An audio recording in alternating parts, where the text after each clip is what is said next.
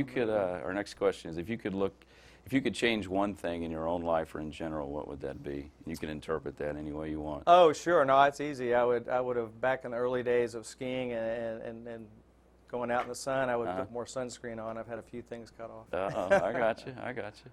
Now, this is a mouthful question. Can you describe in detail a particular scenario or incident on your philosophy of leadership and how it played out? You know, you use the word passion.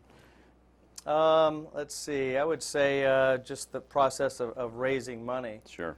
Of getting turned down and then, you know, going back to bat, I guess, was probably the thing that I remember most. The darkest times, I guess, for me, when I couldn't get anybody to invest, and people were telling me maybe you should go join another company, or even in the Buckhead days. Actually, you say we were successful, but in the early days we were not successful. Right. And as an example, we were desperately low on money, and I convinced John White to give me $20,000.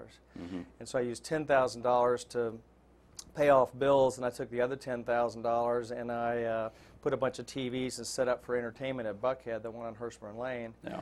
And so I went, I said, okay, we're going to try it this way and be more of a pub to get us to survive, since our food at the time wasn't that good. And then I convinced a local radio personality, which I won't say, the name to talk about us on the air, and so he was able to maybe drink or eat some food. I'm not going to mention the name. I can take a guess. He would talk about us on the air. He's no longer in this market. And then, so that was how I got free marketing to kind of turn Buckhead around. So it's always kind of turning lemon into lemonade kind of thing. The one thing I find interesting about the concept is the peanuts and the rolls.